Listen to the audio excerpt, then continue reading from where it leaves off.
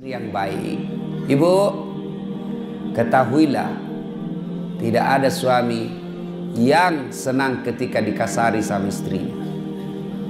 Meskipun istrinya lebih banyak penghasilannya, meskipun istrinya lebih tinggi pendidikannya, meskipun istrinya lebih tinggi status sosialnya, tapi suami merasa saya lakimu, saya suamimu, saya kepala rumah tanggamu, tolong hormati saya. Saya tahu uangmu banyak, saya tahu kau orang tua mau orang kaya, saya tahu gajiku tidak seberapa, tapi tolong hargai saya sebagai suamimu. Maka ibu, kalau kamu dapat kasih sayang suamimu, tolong hormati. Salah satu cara menghormatinya, jangan kau bicara kasar sama suamimu. Alangkah bahagianya seorang suami, datang istrinya, datang suaminya cari nafkah, disambut dengan kalimat dan sopan santun. Capek deh, meskipun engkau capek, aku akan membuatmu bahagia di dalam. Silahkan masuk bang. Ini tidak, kita baru pulang muka cemberut. Baru datang suaminya langsung dituju. Dari mana kau terlambat lagi nih? Tadi saya telepon kau tidak apa. Dari mana kau? Gimana kita tidak cepat mati?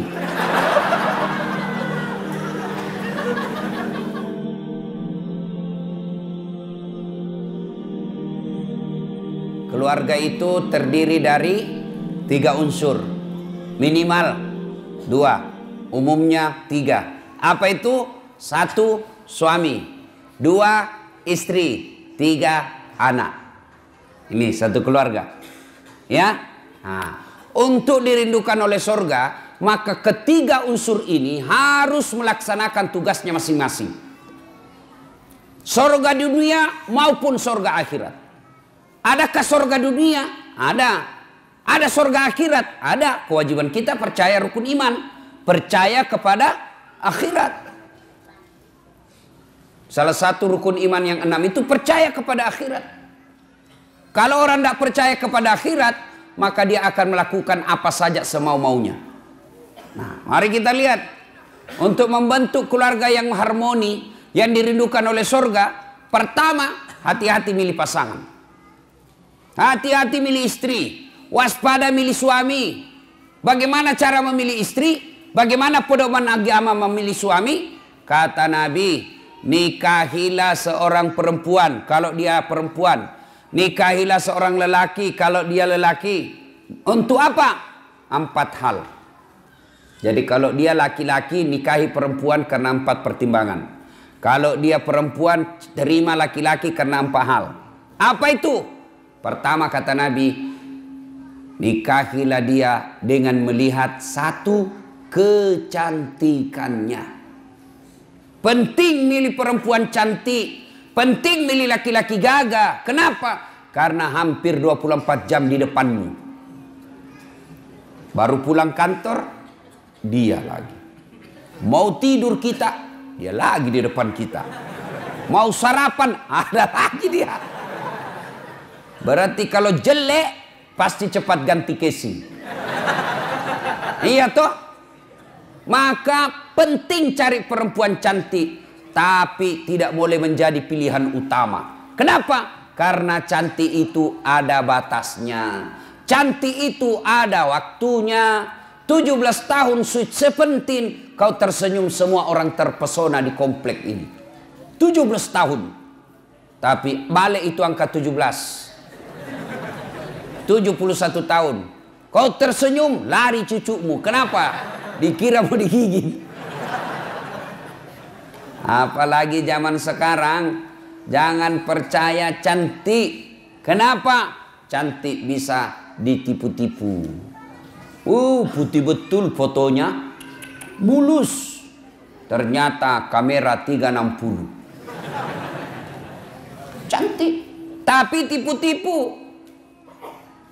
Hitam aslinya, ketemu aslinya.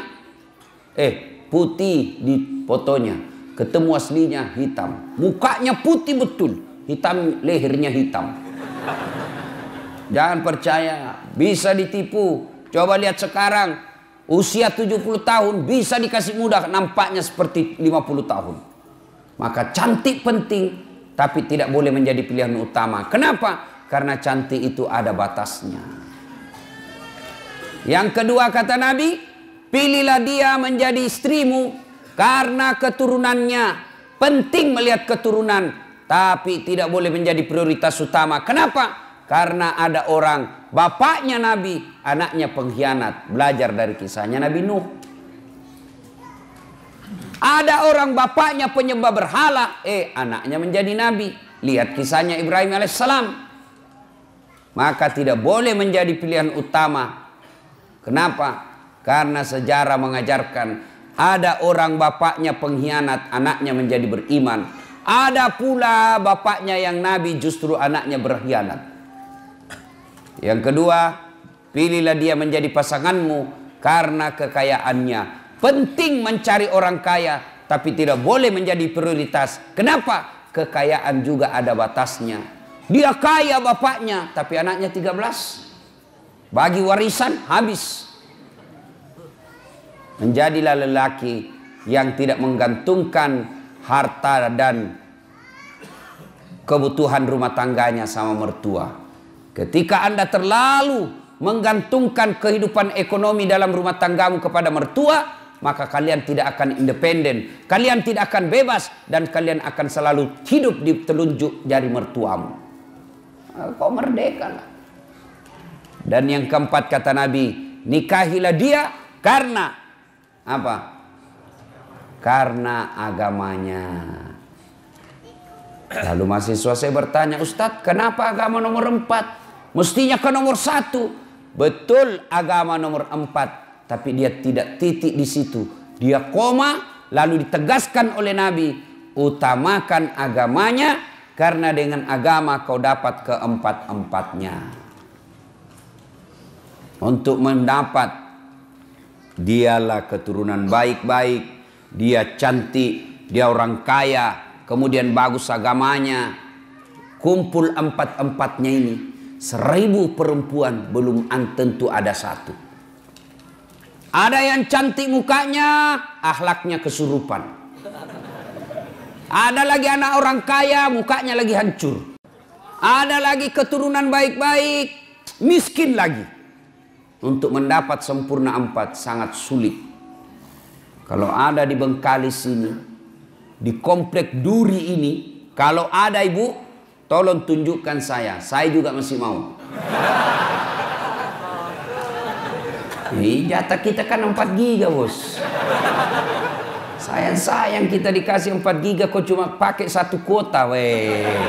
Sayang pak, mubasir 3 giga. Iya kan? 1 giga kabur gambar, hilang-hilang sinyal, tiba-tiba haid, hilang lagi sinyalnya.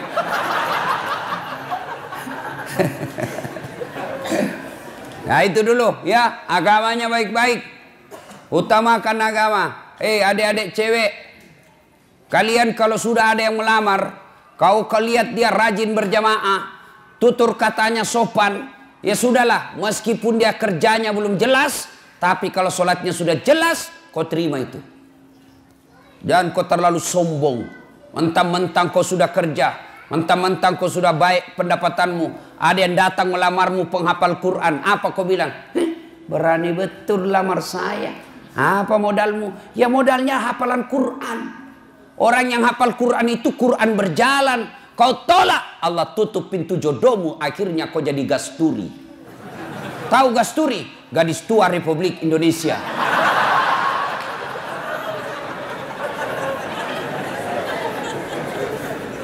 Bapak-bapak, nih bapak-bapak yang punya anak gadis. Jika kalian menemukan lelaki yang akhlaknya baik, agamanya baik, kau terlalu takabur dan sombong kalau kau menolak orang-orang yang baik agamanya. Rezeki Allah yang ngatur. Jangan kau jadikan bahwa orang nanti bahagia dalam rumah tangga kalau banyak duitnya.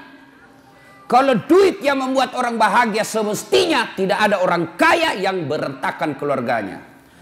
Kalau gara-gara duit orang bahagia, mestinya tidak ada orang kaya yang bercerai. Tapi buktinya berapa banyak orang kaya akhirnya berujung perceraian. Kenapa? Karena dia tidak temukan kebahagiaan dalam duit. Saya bilang sama istriku, tidak usah kau cemas soal duit. Duit tidak kau bawa mati.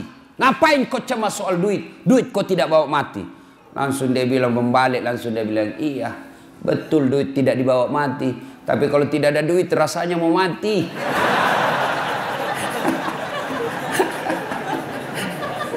Salatullah salamullah ala toha Rasulillah. Salatullah salamullah ala yasin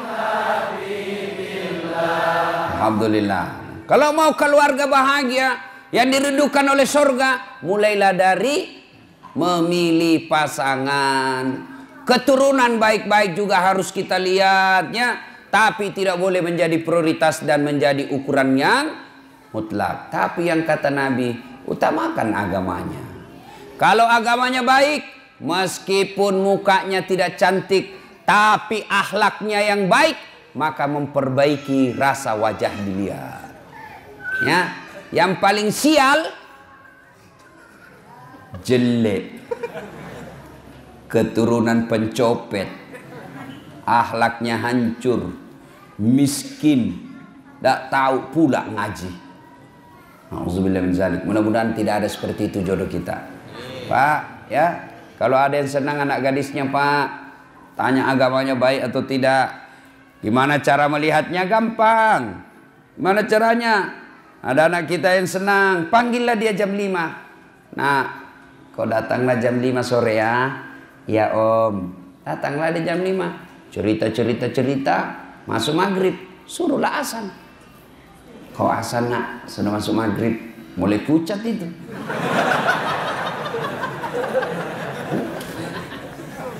Sudah asan, nah, suruh imam sholat. Nah, sekalian kau imam sholat maghrib. Sebentar lagi kau akan menjadi imam bagi anak saya. Saya kau mendengar, gimana kau imam? Kalau dia sudah jadi imam baca Al-Fatihah masih lancar. Begitu surah pendek, langsung dia ambil pilihan paling tepat. Kul huwallahu ahad. Sudah perlu mencurigakan itu, Pak. Tapi sayang, seribu sayang, manusia akhir zaman sekarang, kalau ada yang lamar anaknya, langsung dia tanya, di mana kerja? Ada mobilnya enggak? Sudah ada rumahnya? Tidak salah, tapi semua yang Bapak tanyakan itu tidak ada gunanya ketika agamanya tidak beres. Saya ini hampir tiap hari orang curhat. Berapa banyak perempuan yang disengsarakan. Kenapa? Karena suaminya kaya, cakep. Kaya, cakep inilah yang kadang-kala kurang ngajar. Kenapa? Karena dia pikir saya kaya, banyak duit, siapapun saya mau, pasti dia mau sama saya. Karena dia anggap gampang. Maka, bapak-bapak yang punya istri, yang punya suami, lalu punya anak, ada yang lamar anakmu, maka lihat agamanya. Agamanya dulu. Semoga dengan pertimbangan agama, ketika usia senja, anak-anakmu nanti insya Allah mengurusmu ketika kalian sudah tua. Tapi kalau agamanya tidak baik, meskipun penghasilnya banyak, rumahnya banyak, mobilnya mewah, kau datang ke rumahnya, dia lebih sayang sama potnya daripada kalian mertuanya. Pecah potnya marah, apa itu bapakmu? Sudah pensiun bikin jengkel saja kerjanya. Apa enaknya sudah gitu, Pak? Lebih hormat sama karpetnya yang harga puluhan juta, hanya karena kalian di situ tiba-tiba jatuh gigi palsumu. Marahlah dia. Nah, itu kalau dia terlalu kaya tapi tidak baik agamanya, lebih dihargai harta yang ada di rumahnya daripada kehadiran mertua dan orang tuanya. Pilih agamanya. Ya. Nah, itu dulu cara memilihnya. Pegang ini. Adik-adik yang belum menikah, nah itu pegang itu 4.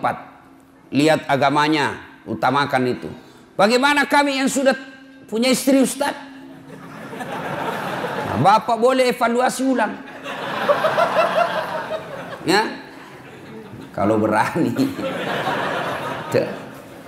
Ibu-ibu mau masuk surga, Ibu? Mau, Ibu? Bukan cuma mau surga, dirindukan oleh surga, Ibu. Mulai cemas ibu-ibu dulu. Gimana caranya, Bu? Suruh suami kawin lagi. Oh, langsung dia bilang, banyak jalan menuju surga Ustadz. Memang banyak, tapi macet. Ini jalur pintas, tidak perlu kau tahajud tiap malam. Dia bilang, sakit hati sih Ustadz, berat Ustadz. Memang ibu sakit hati, sebab hadiahnya surga. Kalau tidak sakit hati, hadiahnya kipas angin. Ya, berikutnya, suami harus tahu tanggung jawab kepada istri. Istri harus tahu tanggung jawab kepada suami. Anak melaksanakan kewajibannya kepada orang tua melaksanakan kewajibannya kepada anak. Mari, sudah nikah. Pertama, kewajiban istri. Nah, ibu-ibu mau menjadi istri yang soleha? Mau ibu? Kenapa cuma 17? Mau ibu? Nah, ibu kalau mau, nih laksanakan tugas-tugas istri yang soleha. Istri yang soleha itu selalu saya rumuskan menjadi satu kata. Istri yang soleha. Satu kata. Apa itu? Rena. Apa itu Rena Ustadz? Singkatan dari R, E, N, A, H. Rena. Apa itu Rena Ustadz? Satu, ramah. Maka istri yang soleha bertutur kata yang sopan santun kepada suaminya. Bicaranya santun, ngomongnya sopan, maka itulah istri yang baik. Ibu, ketahuilah, tidak ada suami yang senang ketika dikasari sama istrinya. Meskipun istrinya lebih banyak penghasilannya, meskipun istrinya lebih tinggi pendidikannya, meskipun istrinya lebih tinggi status sosialnya, tapi suami merasa saya lakimu, saya suamimu, saya kepala rumah tanggamu, tolong hormati saya. Makanya kadangkala kalau laki-laki sudah marah, dia kadangkala bilang, saya tahu uangmu banyak. Saya tahu kau orang tua mau orang kaya. Saya tahu gajiku tidak seberapa. Tapi tolong hargai saya sebagai suamimu. Tuh laki-laki. Maka ibu kalau kau mau dapat kasih sayang suamimu, tolong hormati. Salah satu cara menghormatinya, jangan kau bicara kasar sama suamimu. Alangkah bahagianya seorang suami. Datang istrinya, datang suaminya cari nafkah. Disambut dengan kalimat dan sopan santun. Assalamualaikum kakandaku Arjunaku. Waalaikumsalam adindaku Sri Kandiku. Bagaimana kabarmu bang selama hari ini? Capek deh, meskipun engkau capek, aku akan membuatmu bahagia di dalam. Silahkan masuk bang. Ini tidak, kita baru pulang muka cemberut. Baru datang suaminya langsung ditunjuk. Dari mana kau terlambat lagi nih? Tadi saya telepon kau tidak mau. Dari mana kau? Bagaimana kita tidak cepat mati? Ya, Bu. Maka ketika kita mendapat istri yang sopan berbicara, itulah surganya dunia. Bapak senang enggak perempuan yang kasar? Mana ada mau Pak? Kan kita senang yang lembut-lembut bicara. Kita pas pulang tunduk-tunduk capek. Waduh capek betul. Hari ini keras sekali perjuangan di kantor. Maka istrinya membahagiakannya. Sabar bang. Memang begitulah cari nafkah. Mudah-mudahan capek itu akan menjadi pemberat timbanganmu di akhirat kelak. Meskipun kerjamu berat, tapi saya tetap meringankan segala kewajibanmu di dunia ini. Enak perasaan kita Pak. Baru kita datang capek di pasar rugi, di jalan macet, panas lagi. Baru kita datang dia bilang memang kau bego. Dagang kau rugi, bawa mobil tabrakan, enggak ada bego. Hancur kita punya harga diri, dibego-begoi sama istri. Iya kalau dia cantik, ini gendut.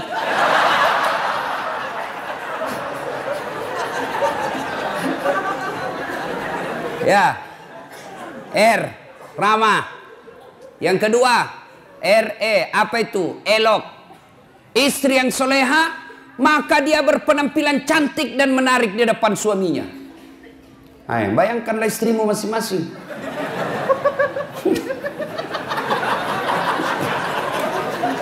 Cantik dah kalau kau di rumah. Oh, saya lihat perempuan akhir zaman sekarang. Kalau dia mau pi pengantin, cantik memang, Pak. Wah, harumnya itu. Masih kita 2 meter sudah tercium. Walisnya di racing.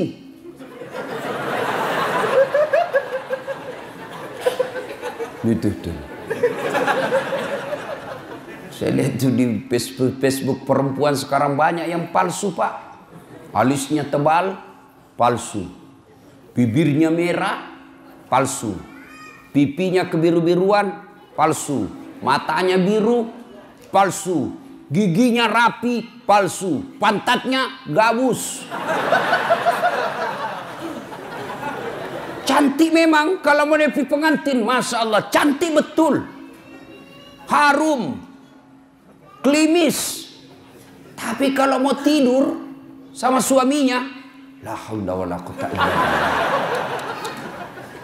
Kan kita ini membayangkan di kantor capek, berpikir kita di jalan macet, kita berharap mudah-mudahan sampai di rumah kita dilayani dengan baik. Perempuan yang kita akan datangi membuat kita senang. Sampai di rumah dilihat istri di depan rumah pakai daster, kelihatan tali BH.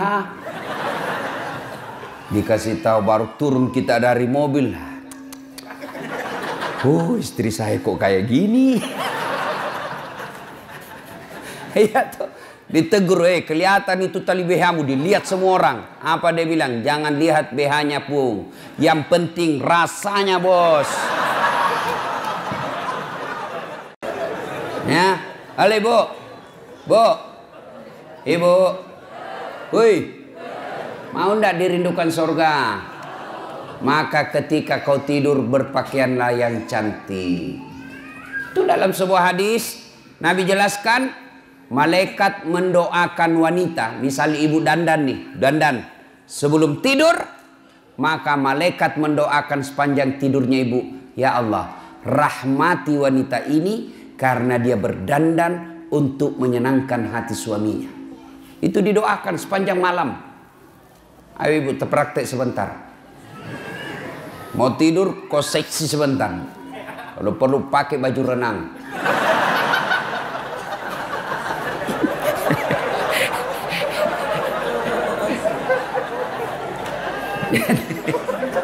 Dan juga salah paham.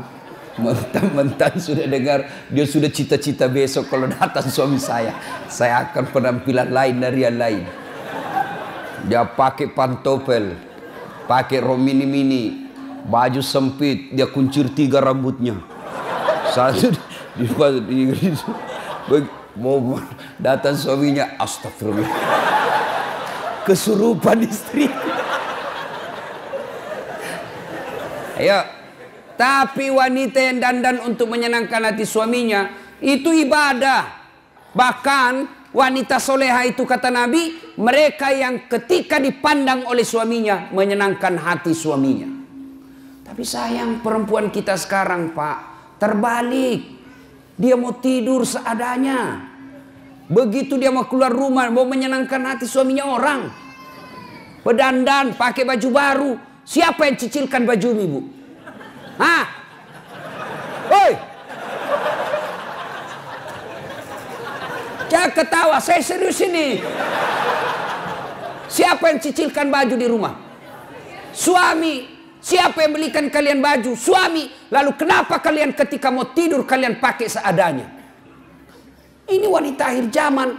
Mau menyenangkan hati orang ketika mau pesta. Mau pergi arisan dia cantik. Mau pergi keluar cantik. Tapi giliran mau tidur sama suaminya, pakaian seadanya. Bukan begitu yang diajarkan oleh Nabi. Pakailah. Pakai parfum ketika mau tidur. Pakai sikat gigi. Nggak ada parfum, kau cari itu pengharum ruangan.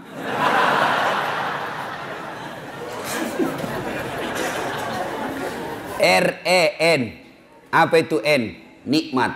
Istri yang soleha pandai memasak merasakan kesenangan suami. Sayang seribu sayang, wanita zaman sekarang mereka tidak mau belajar masak. Mereka tidak mau belajar masak. Perempuan-perempuan dulu ketika mau menikah dipanggil sama calon mertuanya. Nak, sini kau nak. Itu calon suamimu, anak saya, dia paling senang sayur kangkung. Besok dia marah, nih begini caranya. Ini yang kau bikinkan. Ini maksakan kesenangan anak saya.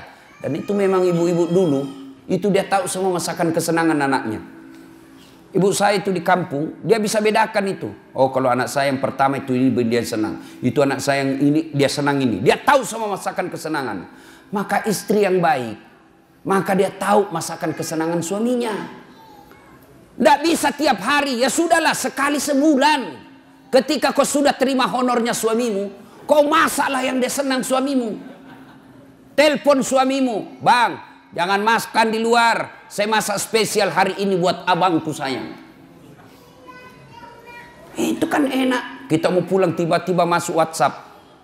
Bang, jangan makan di luar ya bang. Hari ini saya masak spesial buat abangku. Sebut aja mau makan apa hari ini. Tenangkan perasaan. Dan itu laki-laki bu. Kalau kau SMS begitu, dia kasih lihat semua temannya di kantor. Hei, lihat istriku. Istri yang soleha. Iya kan pak? Tapi apa bapak pernah di WhatsApp seperti itu? Paling WhatsAppnya, jangan lupa singgah telur bang. Masih baik kalau telur, ini pembalut disuruh kita beli pak. Apa ketawa membayangkan diri sendiri?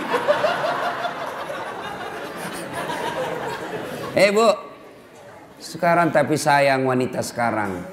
Mereka lebih senang baca-baca kosmetik ya daripada resep membahagiakan suami.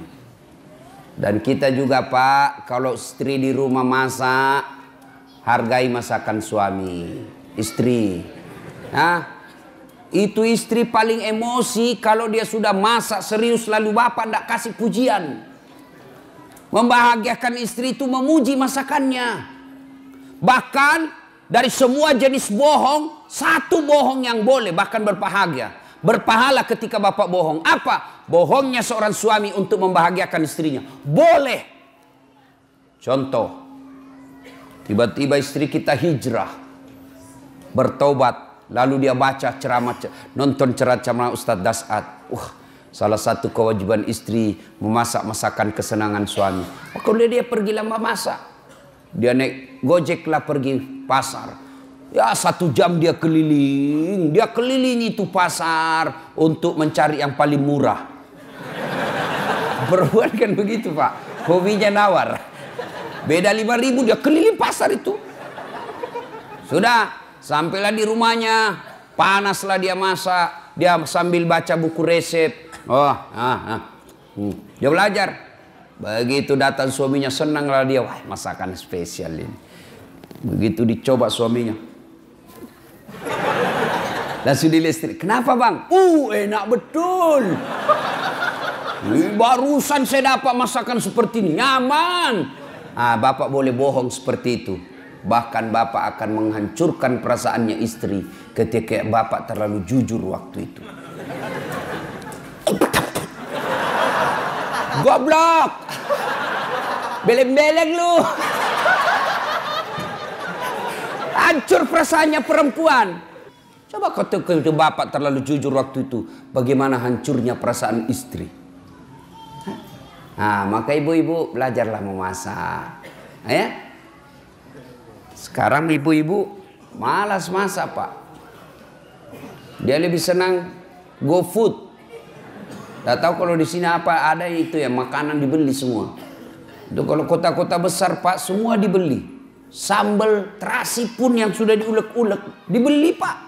10.000. Semua dia beli. Lalu ibu bertanya, Ustadz, dosa enggak? Saya bilang selama suamimu ridha, tidak keberatan, tidak berdosa. Tapi ingat, tidak ada pahala yang bisa kau kumpul untuk masuk surga. Tidakkah ke pasar berkeringat itu pahala? Tidakkah mengulek-ulek itu kalian capek pahala? Tidakkah Anda ibu memasak itu pahala? Ketika proses itu tidak kita alami, proses membeli ke pasar, proses mengupas, proses memasak, proses menggoreng, tidak ada semua proses itu, maka tidak ada pahala yang kalian dapat.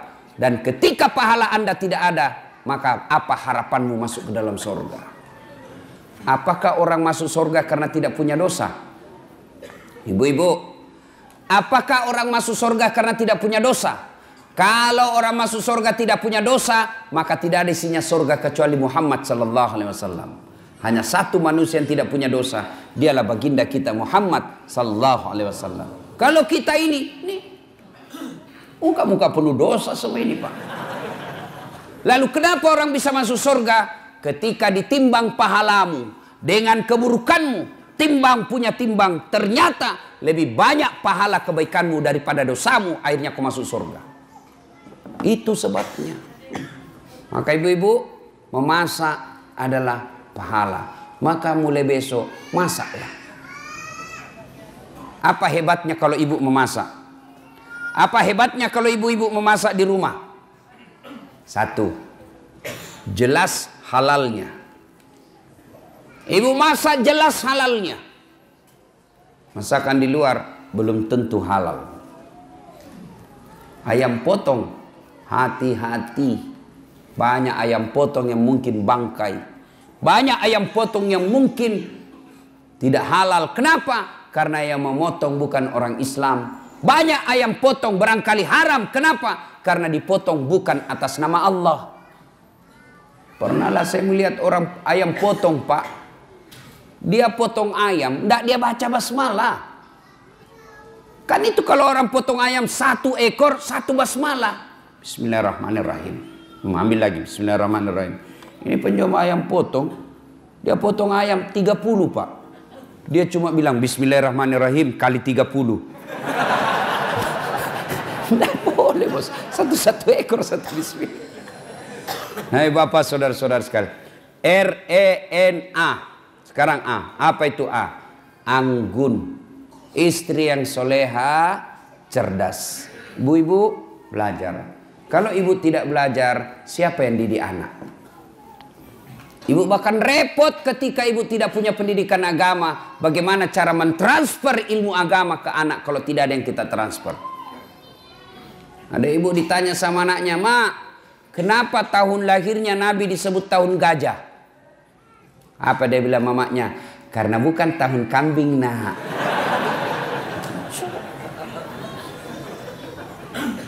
Ilmu ibu untuk mendidik anak. Maka ibu-ibu sekolah kuliah tinggi-tinggi sebenarnya bukan sekedar untuk cari kerja.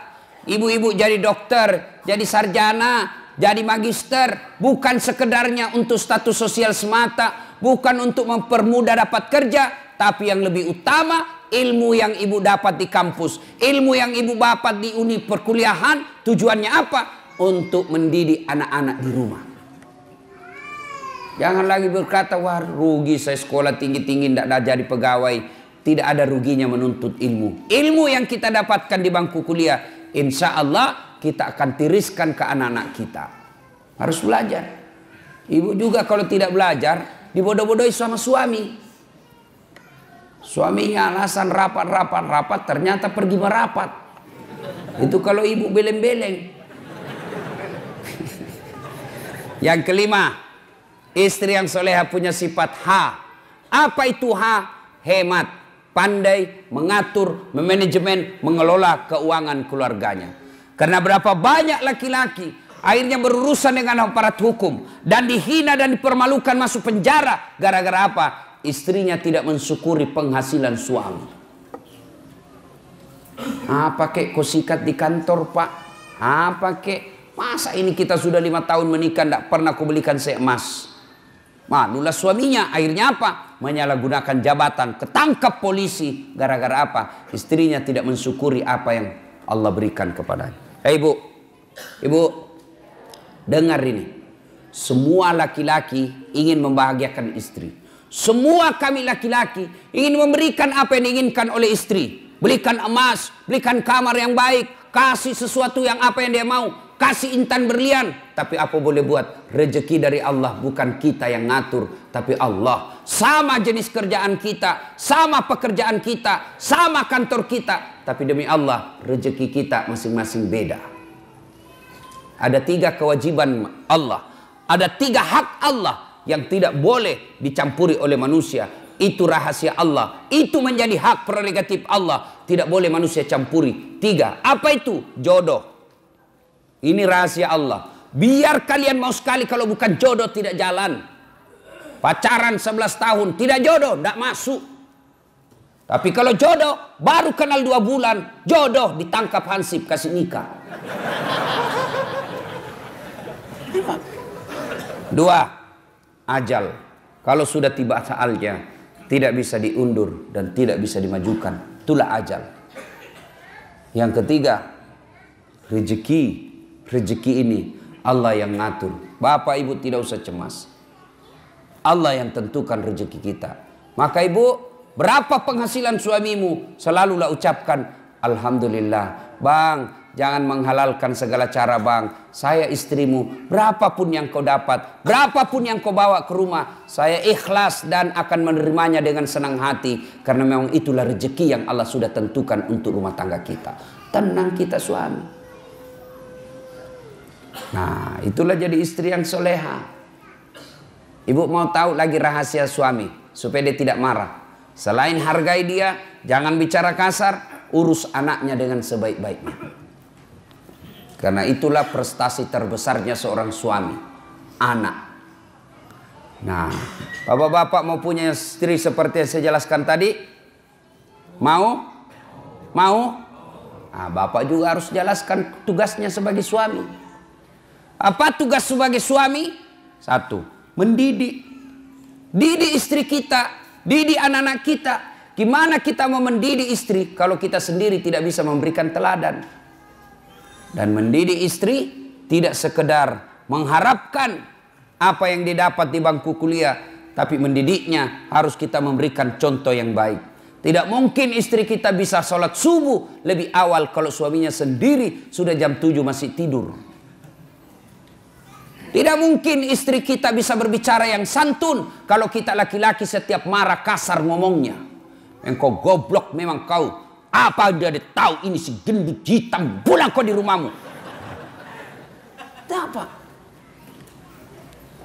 Sepertilah Rasulullah Muhammad SAW. Beliau rumah tangganya beliau kecil. Coba lihat, baca itu sejarah hidup rumah tangga Rasulullah. Rumah beliau dijelaskan oleh riwayat, kalau beliau berdiri sholat jamaah, kepalanya Rasulullah tersentuh dengan plafonnya. Bayangkan kecilnya itu rumah Rasulullah. Kalau beliau sujud berjamaah dengan Aisyah, kepalanya Aisyah mengenai kakinya Rasulullah Muhammad SAW. Begitu kecilnya rumahnya. Tapi beliau dalam keadaan rumah yang kecil itu, baiti jannati, rumahku laksana surga bagiku. Kenapa Rasulullah? 1, karena Rasulullah memberikan keteladanan, memuliakan istrinya, tidak pernah menghina istrinya, tidak pernah kasar bicara sama istrinya, tidak pernah menyakiti hati istri beliau, padahal beliau punya istri 11. Bapak berapa istri? 1. Kenapa 1? Hah? Pernah dengar cerita orang kaya banyak sekali amalnya Pak, diadili, namun panggil tersangka 10 maju, rumah berapa? 5, mobil alhamdulillah sesuai jumlah keluarga, anak saya 5, masing-masing saya belikan mobil, istri juga saya 7. Sedekah alhamdulillah saya membangun 1 masjid, orang-orang miskin saya bantu. Haji alhamdulillah 2 kali haji, umroh tiap tahun. Sholat alhamdulillah 5 waktu saya tunaikan, sunnah-sunnah pun saya jalankan. Alhamdulillah. Wah, kau rupanya orang baik. Haji, silahkan kau masuk surga. Sudah dia surga. Tinggal beberapa langkah masuk dalam surga, dipanggil kembali sama malaikat. Haji.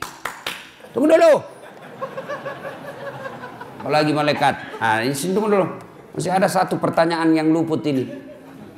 Apa? Berapa istrimu? 1.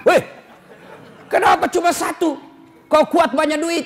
Rumahmu saja 5, mobilmu 7, banyak uangmu. Kenapa 1? Saya takut sama istriku Tuhan. Ini pelanggaran besar. Kau lebih takut sama istrimu daripada Tuhanmu. Ini syirik, masuk ke neraka. Makanya bapak-bapak hati-hati Pak.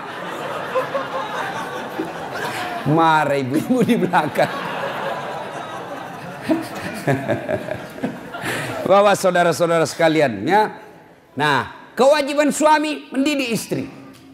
Lihatlah Rasulullah itu memberikan keteladanan, lebih banyak memberi contoh daripada jangan ini, lakukan ini. Tidak, Nabi mendidik istrinya dengan memberi contoh. Kalau bapak berkehendak istri rajin sholat, maka bapak beri contoh tidak pernah menelaikan sholatnya. Kalau bapak mau berharap istri sopan kepada bapak, maka bapak yang lebih utama dulu memberi contoh sopan kepada istri. Rasulullah berapa istrinya? 11. Dari 11 itu Pak, tidak pernah satupun yang mengatakan, nyesal saya menikah sama kamu Muhammad, rugi saya nikah sama kamu, rugi. Tidak. Padahal bapak pun tahu 11. Bapak cuma 1 punya istri, menderita lahir batin. Nabi lelaki romantis. Nabi baca itu buku Barsanji. Dijelaskan dalam kitab itu, Nabi sendiri yang jahit pakaiannya, Nabi sendiri yang sediakan sarapannya, Nabi sendiri yang bersihkan tempat tidurnya. Coba bayangkan, Nabi kekasih Allah, manusia paling mulia, yang namanya selalu digandengkan dengan namanya Allah, tidak malu cuci pakaiannya sendiri, menjahit bajunya, membersihkan tempat tidurnya. Mana ada laki-laki seperti itu di sini? Itu Nabi Pak. Kita mentang-mentang baru security, gengsi bersihkan tempat tidur. Tolong hargai saya security.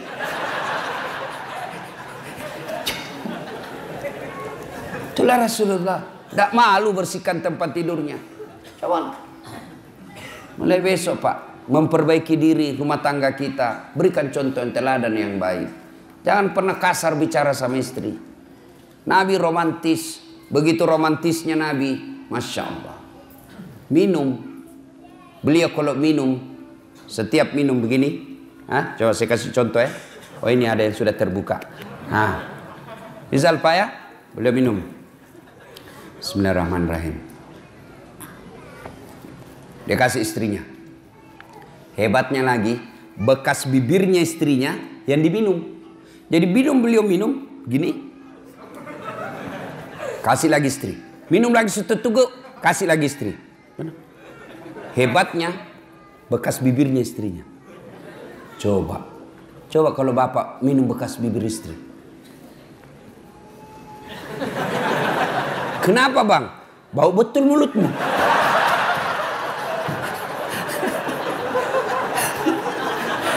Salatullah, salamullah ala toha Rasulillah, salatullah salamullah ala yasin habibillah. Alhamdulillah. Berikutnya, sudah punya suami, punya istri, hamil, melahirkan anak. Kewajiban bersama antara orang tua kepada anaknya. Apa kewajibannya? 1, lahir anakmu, kasih nama yang baik. Nama yang baik nama artis? Bukan. Nama yang baik nama selebriti? Bukan. Nama yang baik, nama yang ada doa dan harapan kebaikan di dalamnya. Kasihlah nama-nama sahabat Nabi. Nah, saya kasih kau nama Khalid. Ini Khalid, salah satu sahabat Nabi yang menjadi panglima perangnya Umar bin Khattab dibawa kepemimpinan komandonya Khalid bin Walid. Tidak pernah satu kali pun perang yang dia pimpin kalah. Inilah Khalid, saya mau kau nanti menjadi besar panglima orang Islam yang membela agamamu. Nih, saya mau kau seperti Khalid. Nah, lahir anaknya perempuan besar. Nah, saya kasih kau nama Sumayyah. Siapa Sumayyah, Pak? Nih Sumayyah, wanita, budak, pembantu zaman dulu. Tapi akidahnya kuat, tidak pernah mau menghina Islam, tidak pernah mau menyerah membela Islam, sampai dibunuh oleh majikannya hanya karena dia tidak mau mengatakan Muhammad pembohong. Dipaksa mengatakan Muhammad pembohong, dia ludahi Abu Jahal mukanya. Pak, Abu Jahal, mukamu lebih hina daripada kotoran onta. Marah Abu Jahal, dia tikam Sumayyah, meninggal. Manusia pertama mati syahid bukan laki-laki, Sumayyah. Kai, saya mau seperti kau bela agamamu. Nah, Sumayyah. Jangan kasih nama artis. Apa artis? Iya kalau baik akhlaknya. Coba lihat artis-artis kita sebagian. Ramadan dia pakai kudung. Ramadan dia nangis-nangis, Pak. Selesai lebaran telanjang lagi pakaiannya. Mau anak-anak kita menjadi orang munafik seperti itu? Saya mau kasih kau nama siapa, nak? Lionel Messi. Supaya kau jago main bola. Apa jago main bola? Sampai sekarang saja PSSI selalu ribut. Kasih nama-nama baik-baik, Pak. Jangan lagi berkata apa arti sebuah nama. Bayangkan seandainya tidak ada nama semua di sini, Pak. Terutama kalau pilih caleg. Gimana memilih caleg kalau tidak ada namanya? Pilih saya, siapa? Anu. Pilih saya, siapa? Anu. Ini repot, Pak. Nama adalah simbol dalam ilmu komunikasi. Begitu Bapak dengar nama Dasat Latif, pasti apa yang ada di benak Bapak? Oh, Ustaz beleng-beleng. Ya kan, itu simbol. Simbol. Nama dalam Islam, nama adalah doa, nama adalah identitas. Coba. Saya kasih kau nama, nak, Mutmainnah. Apa artinya mutmainnah? Jiwa yang tenang. Maka setiap orang memanggilnya Mutmainnah, wahai kau jiwa yang tenang. Orang doakan. Kalian juga ini untuk saya ingat. Kalian yang punya nama Muhammad, jangan kau hina itu nama. Kalian yang punya nama Muhammad tapi sifatmu menghina Muhammad, kalian akan tanggung jawab nanti di akhirat. Marah itu yang menyandang nama Nabi. Dan ketika kalian cinta kepada Nabi, nama Muhammad jangan kalian tulis ringkas-ringkas. Namamu misalnya Faisal, Muhammad Faisal, kau tulis M Faisal. Apa itu M? Makan, mandi, mencret. Jangan kau ringkas itu manusia mulia, tulis panjang-panjang Muhammad. Jangan kau tulis M Faisal, lebih Faisalnya kau ringkas Muhammad F. Jangan F Faisal, M Faisal, lebih kau Muhammad F. Panjangin tulis itu, manusia mulia itu. Jangan ringkas-ringkas nama. Penting jangan seperti mahasiswa saya, dia tulis namanya W Taufik W. Yang betul namamu itu tulis, jangan kau ringkas-ringkas. Tulis itu. Tidak muat absen, Ustaz. Tulis. Tidak muat. Boy, benar ternyata memang panjang, Pak. Apa itu W Taufik? W. Ternyata kepanjangannya wabillahi taufik wal hidayah. Assalamualaikum.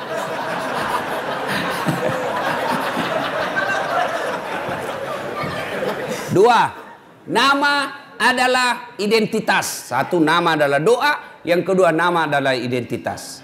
Ciri. Coba Pak, kalau Bapak sebut nama, minimal saya bisa 2 tahu. Coba Bapak sebut nama. Nah,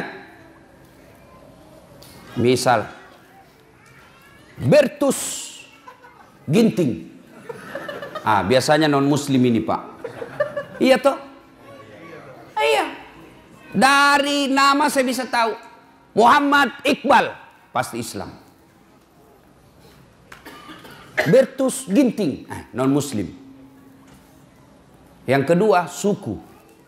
Dari nama saya tahu sukunya ini siapa. Siapa namamu? Ambot Dalle. Bugis.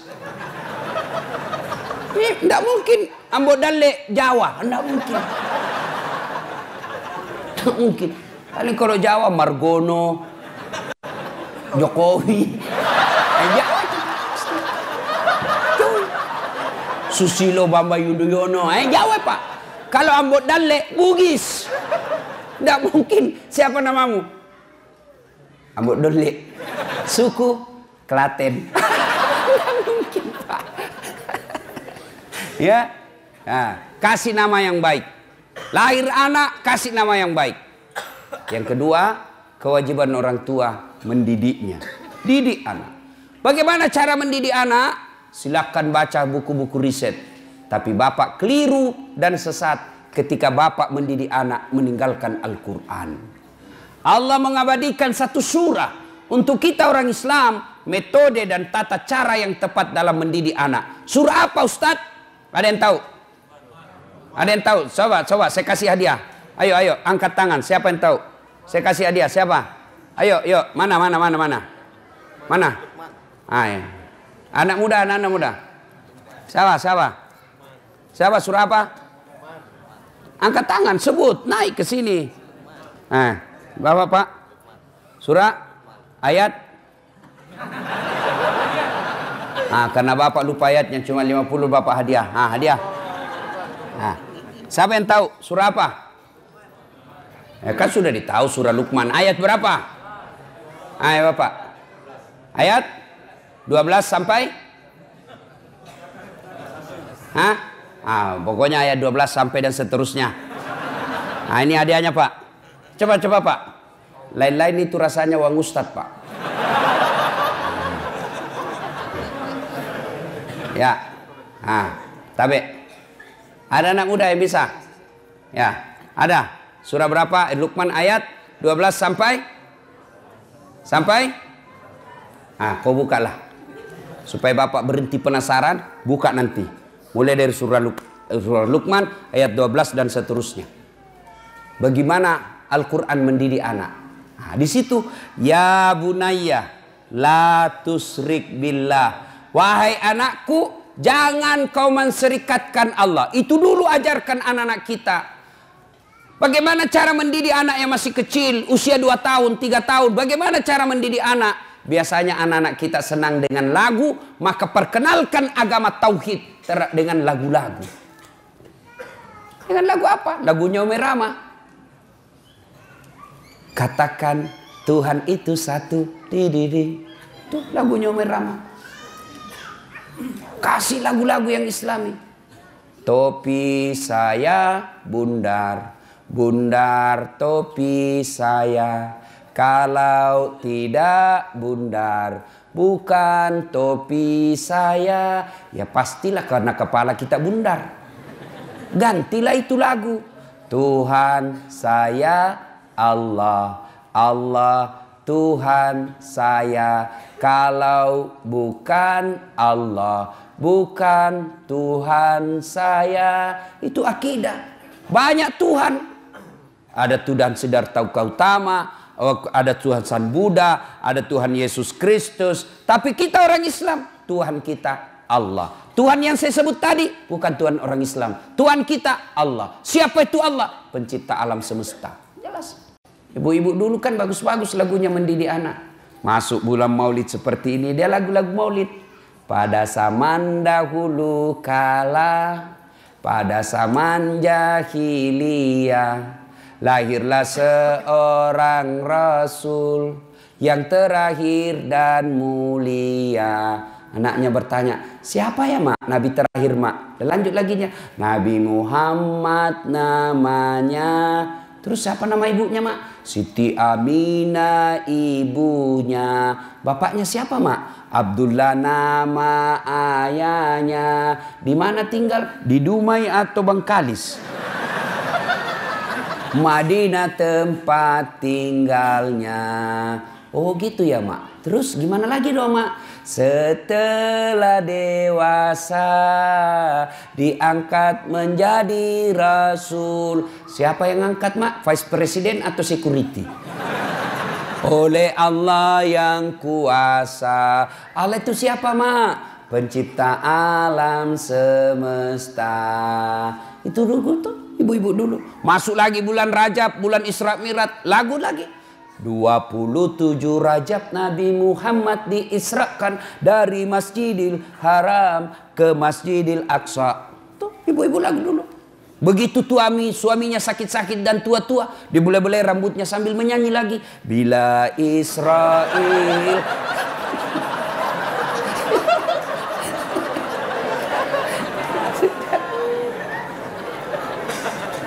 Kenalkan akidah melalui lagu-lagu. Apa salah lagu-lagu? Enggak, ini adik-adik nih. Banyak juga ini yang baru belajar agama 3 bulan. Itu pun kelas Google. Lagu haram, sesat. Kenapa sesat, Dek? Tidak ada pasal Nabi. Siapa bilang? Nabi ketika hijrah dari Makkah ke Madinah, sampai di Madinah kan disambut dengan lagu. Tala'al badru alaina min saniyatil wada. Itu kan lagu. Jadi lagu itu tergantung redaksinya. Kalau lagu maksiat ya haram. Kalau lagu-lagu dakwah ya boleh dong. Saya zaman kecil kan lagu-lagunya Umi Rahma saya hafal-hafal, Pak. Ebit GAD. Mungkin Tuhan mulai bosan melihat tingkah kita yang selalu salah dan bangga dengan dosa-dosa. Bangga dengan dosa-dosa. Coba. Itu lagu-lagu dulu. Dari pintu ke pintu. Pengamen.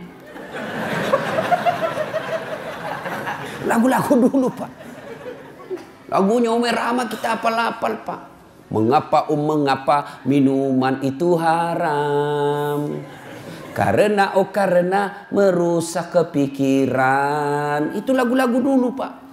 Sekarang lagunya anak-anak. Pulang-pulangku berbadan 2. Ya, Bapak saudara-saudara sekalian. Nah, mendidik anak kita. Didiklah dengan akidah, sampaikan pendidikan akidah, mendidiknya. Nah, yang ketiga, memberi makan. Tugas suami lebih fokus kepada mencari nafkah. Tugas istri lebih utama kepada mendidik. Kenapa? Karena istri lebih banyak tinggal di rumah ketimbang suami. Suami lebih banyak di luar, istri lebih banyak di dalam. Apa tidak boleh istri cari nafkah? Boleh, tapi tujuan utamamu, tugas utamamu adalah mendidik anak. Tugas utama laki-laki cari nafkah. Karena cari nafkah lebih banyak di luar, maka tanggung jawab lebih utama mendidik anak kepada istri. Maka prestasi istri bukan menjadi ketua partai. Prestasi istri bukan sekadar menjadi ketua DPR. Tapi prestasi istri yang terbesar dan sangat mulia adalah ketika anaknya dilahirkan menjadi anak-anak yang soleh dan soleha. Kenapa negara kita hancur seperti ini? Pilih lagi pejabat bikin gaduh. Kenapa? Salah satu sebabnya karena orang tua gagal mendidik anaknya. Coba kalau orang tua semua berhasil mendidik anaknya, maka dia akan mendapat anak-anak yang soleh dan soleha, anak yang taat beragama, akhirnya jadi pejabat yang taat beragama. Ibu bapak saudara-saudara sekalian yang saya hormati, memiliki keluarga yang dirindukan oleh surga tentu harus berpedoman kepada Al-Quran. Maka tidak boleh menyandarkan rumah tangga semata-mata karena dunia semata. Karena dunia ini wa mal hayatud dunya illa mataul hurur. Dunia ini hanya tipu daya semata. Dunia ini tempat transit. Tujuan kita yang terakhir akan adalah sampai di akhirat. Maka Nabi mengajarkan, kejarlah duniamu seolah-olah kau akan hidup selama-lamanya. Tapi jangan lupa kejar akhiratmu seolah-olah kau akan mati besok. Maka berimbang. Dunia tempat untuk mengejar akhirat. Akhirat adalah tujuan akhir kita. Jangan sampai terminal kita yang namanya dunia ini, tempat transit kita yang namanya dunia ini, kita menghalalkan segala cara, lalu kita melupakan tujuan akhir kita, yaitu akhirat, maka keraknya neraka ditempati orang munafik. Innal munafikina fid-darkil asfali minan nar. Sesungguhnya tempat orang munafik itu ada di keraknya neraka. Siapa orang munafik? Ada 3 karakternya orang munafik. Dipercaya dia khianat, berbicara dia bohong, kemudian berjanji dia dusta. Nah, kita lihatlah ini. Waktu kampanye banyak janjinya. Pilih saya. Kalau kau pilih saya, telepon saya 24 jam. Begitu dipilih, dia ganti nomor HP-nya. Kau akan menjadi bahan bakar api neraka. Karena ada orang begitu, Pak. Kasihan. Dia pikir dunia ini adalah tujuan akhirnya. Jadi pejabat-pejabat pengkhianat. Jadi pejabat-pejabat yang korup. Maka nanti di akhirat kalian akan setengah mati menghadapi azab. Kalau Bapak berdosa sama saya, Pak, satu aja Bapak tempati bertobat. Datang saya maafkan, selesai persoalan. Tapi kalau Bapak menjadi pejabat, maka bukan cuma saya yang Bapak datangi semua pembayar pajak yang ada di Indonesia. Biasa saya lihat kalau ada pejabat korup, janji bohong, ketawa-ketawa, nyengir-nyengir, saya bilang, tunggu sakaratil mautmu. Tunggu, kau mau kemana? Kau pasti ketemu sakaratil maut. Dan ketika tiba saatnya, kalau dosa kepada Allah, Pak, gampang tobatnya. Saya kalau lihat pejabat yang nakal, bajingan, mengkhianat, saya bilang, kau bikin lah yang kau mau bikin. Kan Jibril kan pernah bernasihat sama Nabi. Muhammad, lakukan apa yang kau mau lakukan. Tapi ingat, pasti kau mati. Mau kemana? Nggak, saya lihat itu pejabat, bikin saja. Kau kemana? Pasti kau mati. Itu aja harapan kita, Pak. Didoakan dia cepat mati. Tidak usah kita ribut-ribut. Kau mau kemana, Pak? Bapak dosa sama saya. Dosa kepada Allah gampang. Andai saja boleh kau memilih dosa. Dosa kepada Allah dengan dosa kepada tetanggamu. Dosa kepada rakyatmu. Lebih kau dosa kepada Allah. Kenapa? Dosa kepada Allah gampang tobatnya. Dosa kepada manusia susah tobatnya. Dosa kepada Allah, menyesal, mengakui, tidak ulang, ganti dengan kebaikan, selesai urusannya. Tapi kalau sama manusia, Bapak harus datang minta maaf sama yang Bapak pernah sakiti. Jadi bupati-bupati pengkhianat, seandainya dilihat itu, Pak, tanggung jawabnya sebagai pemimpin, tidak ada orang mau ikut pilkada, Pak. Susahnya jadi pemimpin, Pak. Di satu kabupaten ada yang menjual khamar dan orang pejabat tahu, maka semua dosa-dosa di situ dia tanggung itu pejabat. Kalau dosa kepada Allah gampang. Tapi kalau dosa kepada manusia, Bapak harus datang kepada seluruh rakyat minta maaf. Bukan cuma itu, kalau berkaitan dengan uang negara yang kau salah gunakan, kembalikan itu uang. Selama uang hasil jarahan itu kau ambil, selama itu tobatmu tidak diterima Allah. Dan pada saatnya nanti tiba, kita diadili, disuruh pikul itu mereka yang pernah mencuri uang negara. Misalnya pernah korupsi 2 miliar, disuruh pikul itu, Pak, 2 miliar. Kita lewat, ternyata rumahnya mewah hasil rampok. 2 miliar, dia bilang anak mahasiswaku, sedikit itu 2 miliar Ustaz, dikantongi aja kalau dolar Singapura. Saya aku bayangkan dolar Singapura, memang aku bisa kantongi 2 miliar dolar Singapura, tapi uang koin. Tapi situ uang koin 2 miliar, berapa karung kau pikul cilaka. Nah, ibu bapak, saudara-saudara sekalian, semoga Allah Subhanahu wa taala menjadikan kita penghuni surga. Surga di dunia dan insya Allah surga di akhirat. Inilah tausiah kita, mudah-mudahan ada manfaat. Terima kasih kepada panitia yang telah berupaya mendatangkan saya berkomunikasi secara kontinu dan tidak henti-hentinya agar saya bisa datang ke tempat ini sehingga saya bisa bertemu dengan Bapak Ibu sekalian. Alhamdulillah senang bisa berjumpa dengan bapak-bapak. Cuma kadang-kala yang membuat saya agak tidak enak mendengarnya kalau begitu dilihat dia bilang, ternyata aslinya kecil. Bilang aslinya gagah. Mudah-mudahan ada manfaat. Sebelum kita akhiri, mari kita berdoa pada Allah Subhanahu wa taala. Mohon izin mengirimkan suratul Fatihah kepada Rasulullah Muhammad sallallahu alaihi wasallam, khasiat dan keutamannya. Mohon keikhlasan untuk almarhum bapak saya. ila hadratin Nabi Mustafa Muhammad sallallahu alaihi wasallam summa hususil ruhil almarhum Abdul Latif bin Syapo. Al-Fatihah. Bismillahirrahmanirrahim.